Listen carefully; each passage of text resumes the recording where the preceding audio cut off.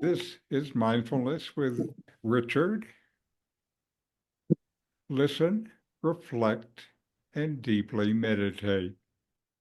Welcome. Today, I'm going to talk about the challenge of the Christmas holidays as an expat. It seemed kind of relevant to me for this time and place. For many expat elders living in Ajijic and Chapala, Christmas can bring a mix of joy, memories, and challenges. Far from your place of origin, you might carry the weight of tradition, a sense of loss for what has changed, and expectations of what the season should be. Living in a vibrant community of like-minded people may provide comfort, yet the holiday can still stir deep emotions, feelings of loneliness, or a longing for loved ones who are far away. This holiday season offers a unique opportunity to pause and reflect, to step away from the rush of activity and connect with what matters most. Mindfulness meditation can help you approach this time with presence, clarity, and compassion.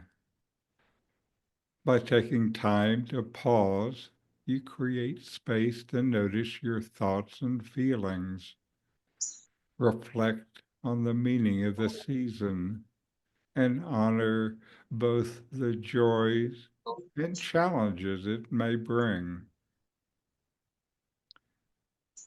Mindfulness helps you shift your attention from dwelling on the past or worrying about the future to experiencing the present moment.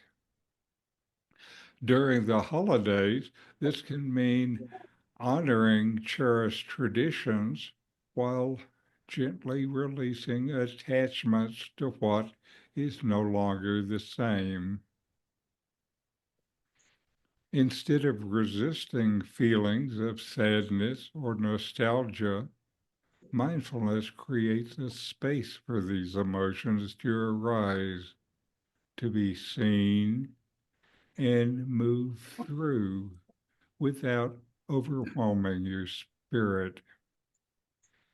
By pausing and reflecting mindfully, you can uncover the gifts of the present moment. To practice mindfulness during the Christmas season, start by slowing down. The busyness of celebrations, gatherings, and planning can make it easy to lose connection with yourself. Take pauses throughout the day. Notice your breath, the feeling of the air on your skin, the sounds around you, birds, music, conversations drifting by. These small moments of mindfulness can ground you in the present and help you move through the holidays with greater ease. During holiday meals or gatherings, mindfulness can deepen your sense of connection. Pay attention to the colors and textures and flavors of your food.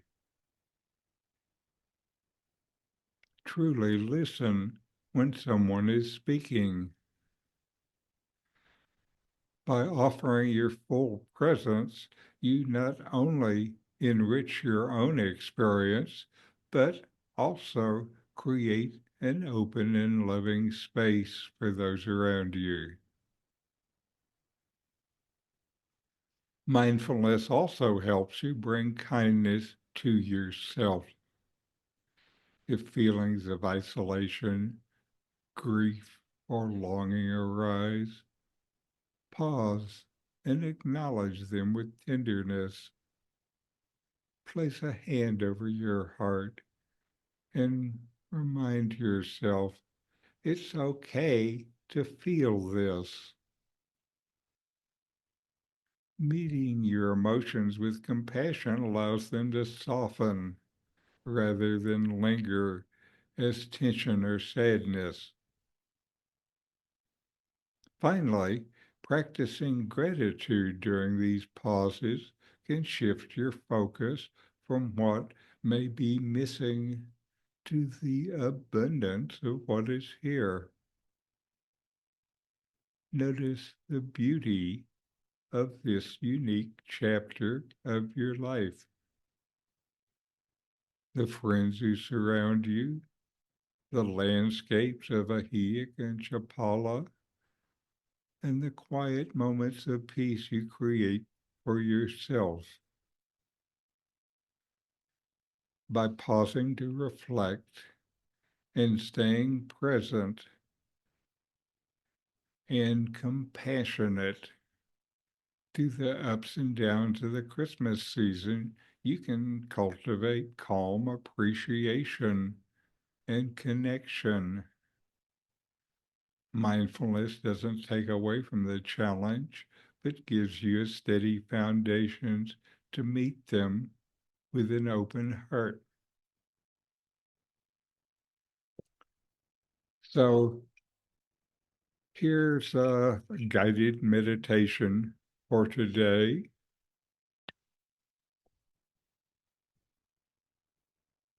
Find a comfortable position. Gently close your eyes or soften your gaze. Take a deep, slow breath in and release it fully.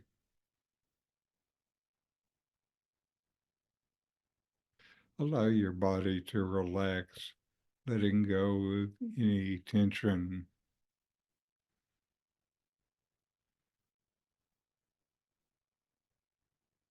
Shift your attention to your breath. Feel your breath in and out.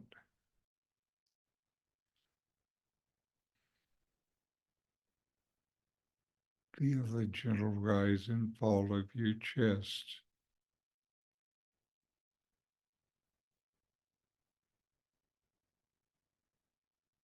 The sensation of the air moving in and out of your nostrils.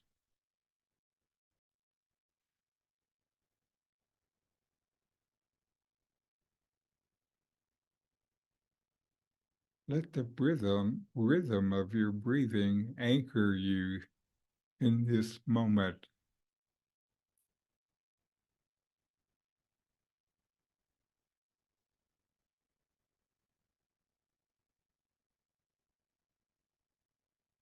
Picture this moment as a pause in the midst of the holiday season.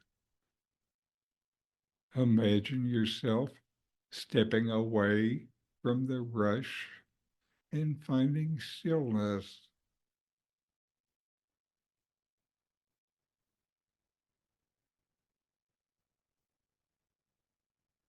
Allow this pause to create space for whatever thoughts or feelings arise.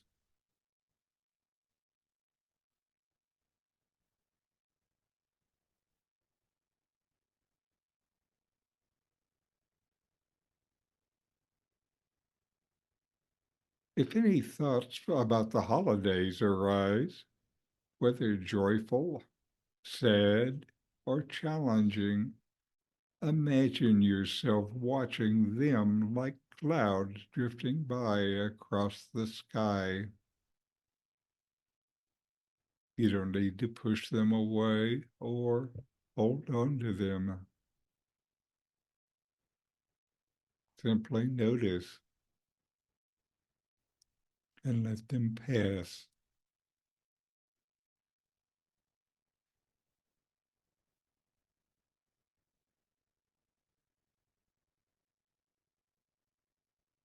Bring your awareness to your heart center.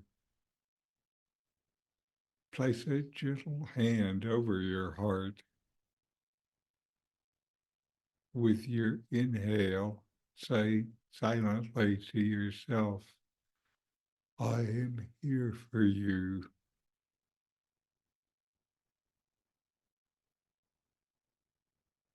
With your exhale, release tension or judgment.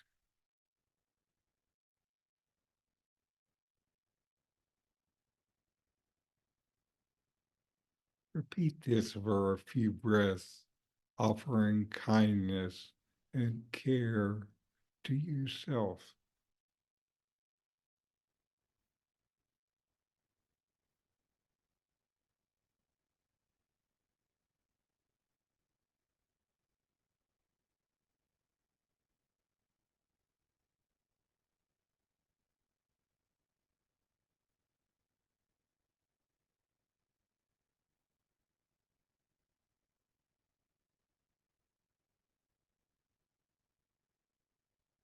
Extend this kindness and care to loved ones, friends, and community.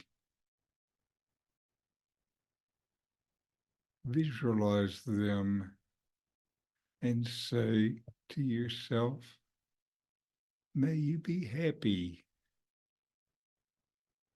may you be healthy, may you live with ease, may you be happy, may you be healthy, may you live with ease.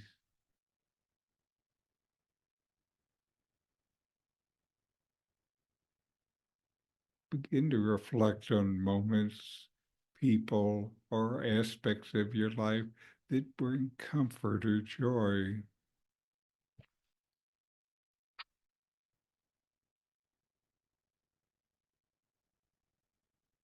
Imagine these as a soft light in your heart, warming you from within.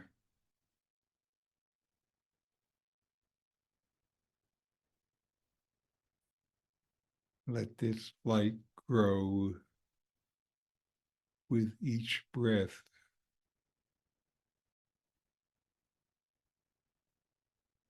Let the warmth grow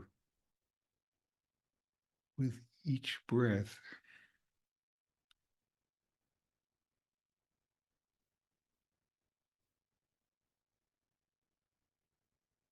Gently bring your focus to your senses. What do you hear? The hum of the environment, bird, distant sounds.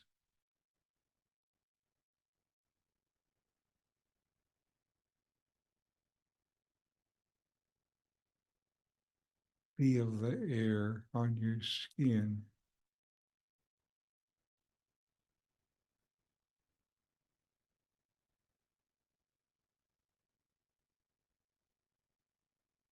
Notice your body resting and the sense of being supported by the earth and chair.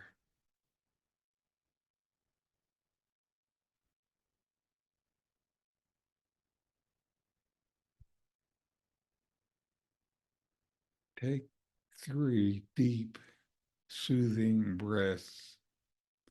With each exhale, imagine sending kindness out to yourself and to those who may need it during this season.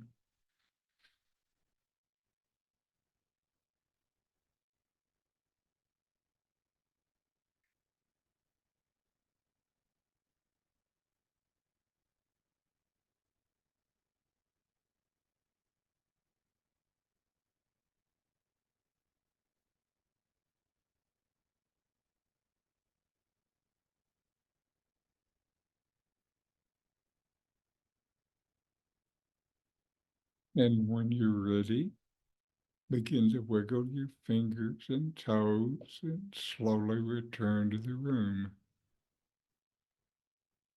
Open your eyes when you're ready, but carry this sense of calm and presence with you through the rest of your day.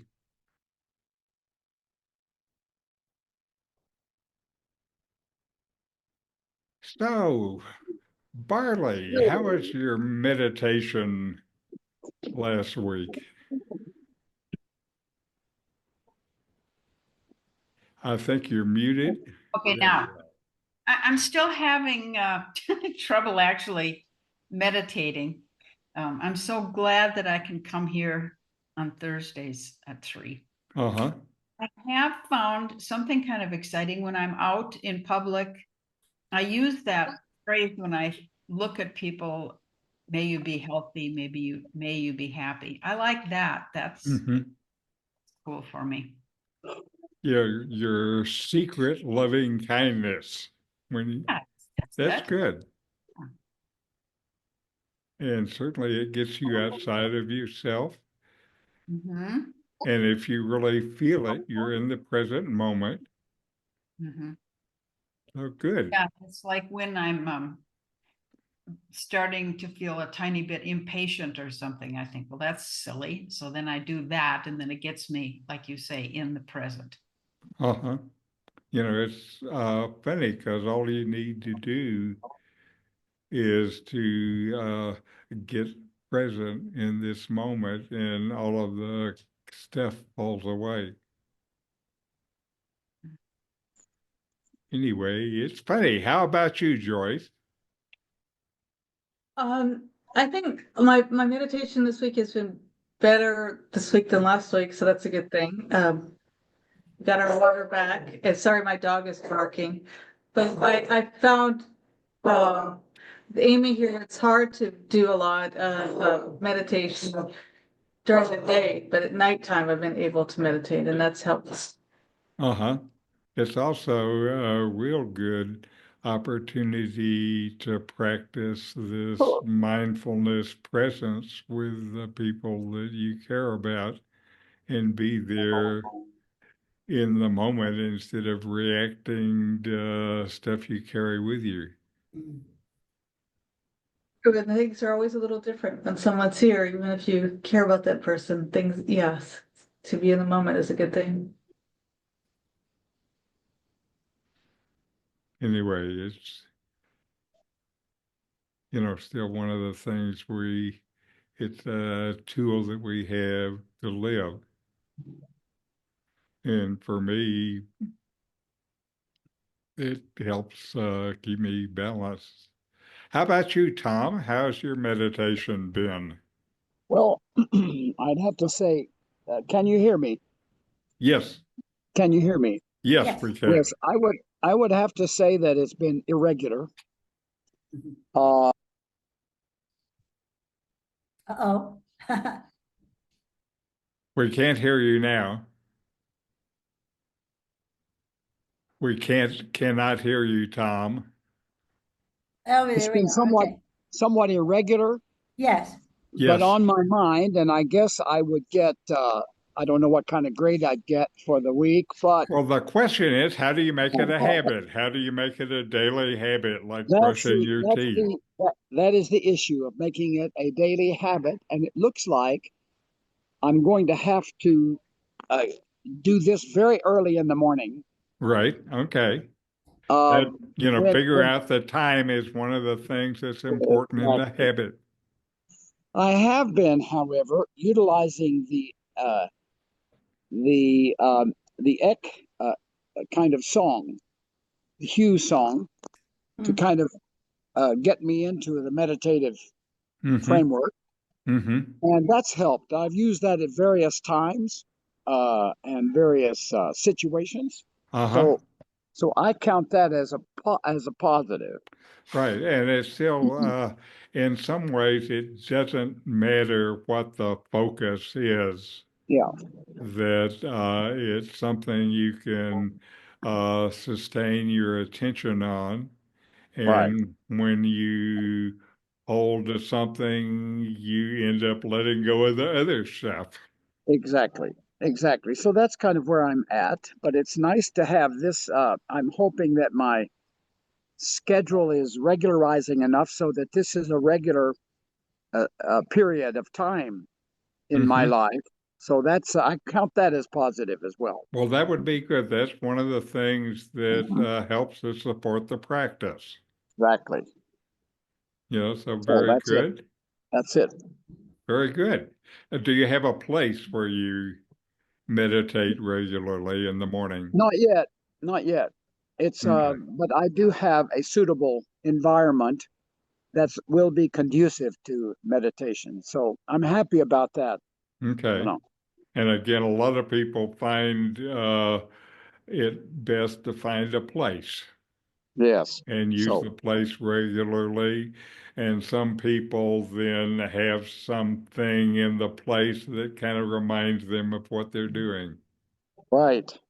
So poco a poco. Okay, good, good. How about you, Carol? How's it going? Well, it's going okay. I find I end the day often with some dark and quiet time before I come to bed. So that's a good thing. Mm-hmm. And I definitely love guided meditations because it's easier for me to do it. But one thing I wanted to say is that I would like to express some gratefulness, some gratitude about the fact that I don't have to get all hung up in this Christmas mess anymore. Uh-huh. What you did, oh darn. Uh, the garbage people just came in. I didn't give them the money. Um, I forgot what I was You saying. don't have to be caught up in the Christmas Yeah. mess. Oh, what I was going to say is I really would have appreciated hearing what you said about 20, 30 years ago. Yeah. Right.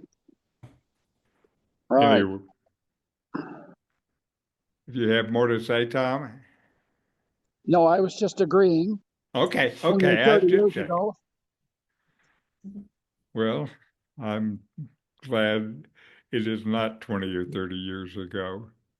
Yes. Yes. Yes. Anyway, and now we're going to have a different video. This is another video from Alan Watts, and this is on order and chaos, the Wonderful. warp and wolf holiday as pauses.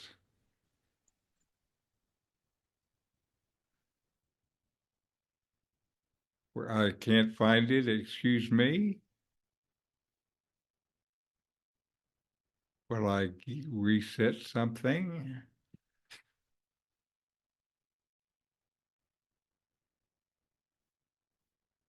Almost.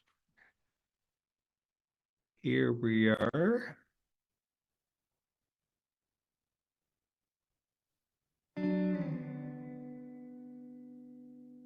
Another way of talking about the web is that there are different levels of magnification.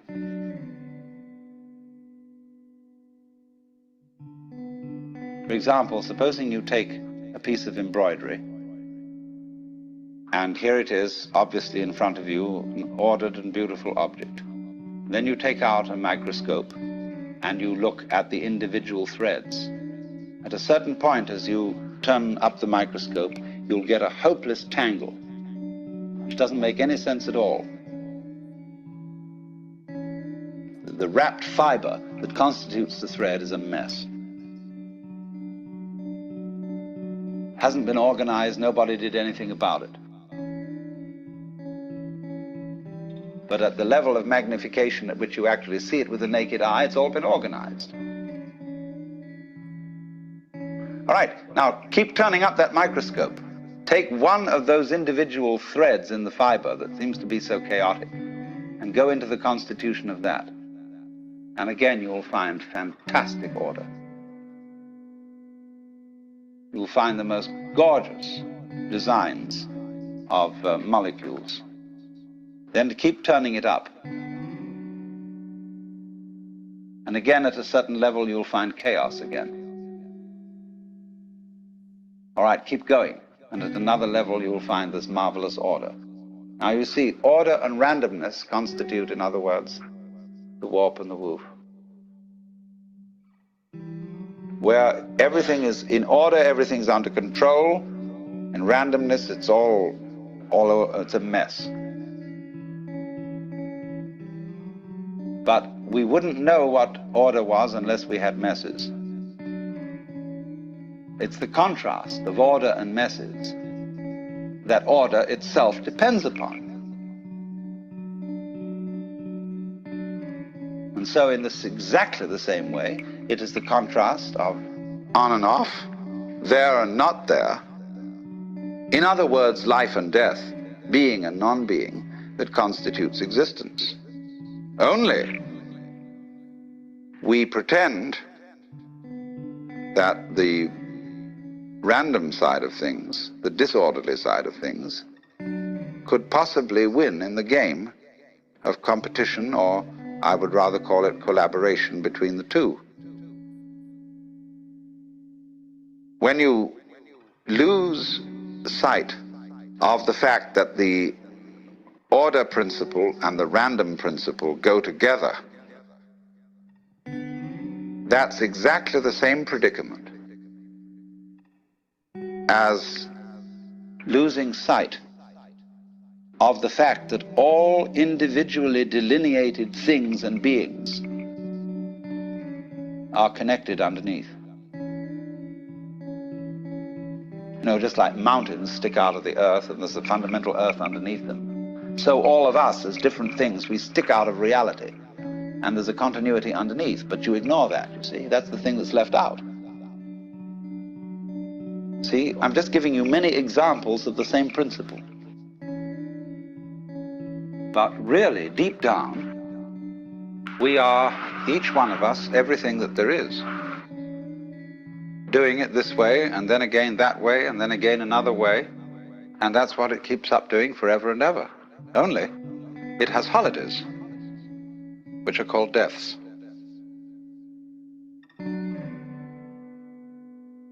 You know, in the story of the creation of the world in the Bible, God works for 7 days and rests the seventh. It's necessary to have a holiday. Holiday is holy day. And the Sabbath for the Jews is Saturday, for the Christians is Sunday, because Saturday is the last day of the week, but Sunday is the first day of the week. And it's a slight difference of alteration between a Jewish temperament and a Christian temperament. Some people like to take the holiday and then do the work. Other people like to do the work and then take the holiday. And since the Jews do the work first and then take the holiday, they're always a little up on the Christians in business.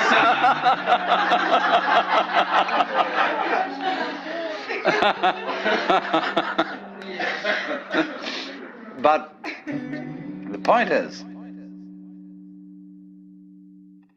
that a holiday, this pause between something going on, is of the essence of the idea of a web. For example, there's an famous Irishman who's supposed to have described a net as a lot of holes tied together with string. So the holes are very, very important.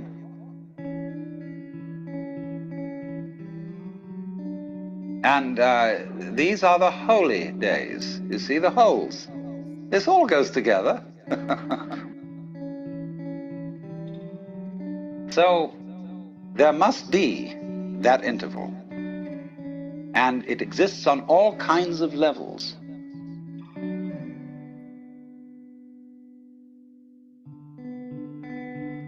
It isn't simply that there is, for example, a sound that is sounded is a vibration, and the sound goes on and off. Everything that we call sound is sound silence. There is no such thing as pure sound. You couldn't hear it. What you hear is that tap, tap, tap, tap, tap, tap, tap, tap, tap, tap against the eardrum. But it happens very fast. so that you get more of an impression of sound than you do of silence. That between every little undulation of sound, there is also an interval. When you listen to music, you hear a melody. But what you hear, actually, that makes the melody significant are the steps between the tones, what we call the intervals. And a person who doesn't hear intervals is tone deaf. He only hears noises. He doesn't hear the steps. So that interval between whatever happens is as important as what happens. So we'll call these two things, the sound and the silence, the life and the death, somewhat analogous in weaving to the warp and the woof.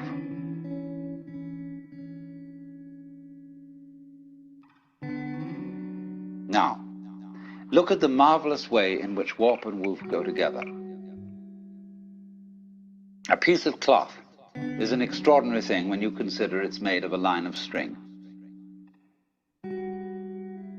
There's something that always struck me as a child, fabulous, that string, just thread, could turn into cloth.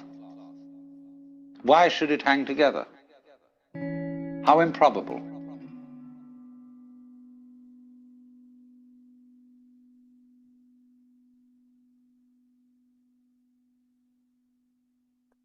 And okay.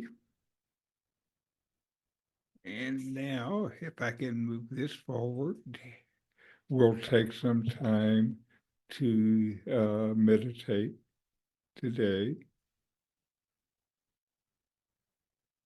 Mindfulness is present moment awareness, paying attention on purpose in the present moment, non-judgmentally fully receive whatever is experienced, then let it go.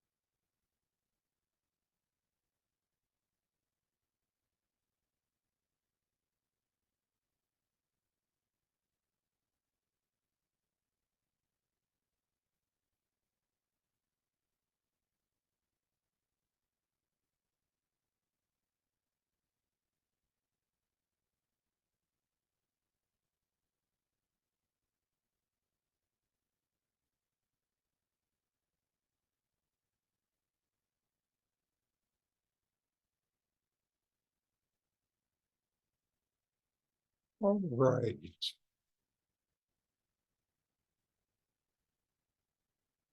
And we'll close with a chant. Om.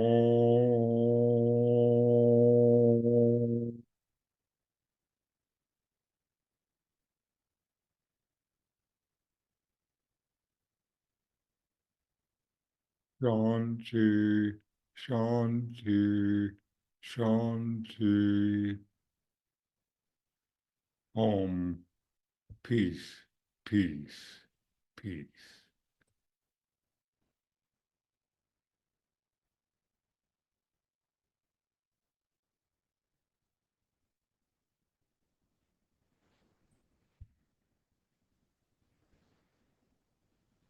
All right. Observations, comments, questions.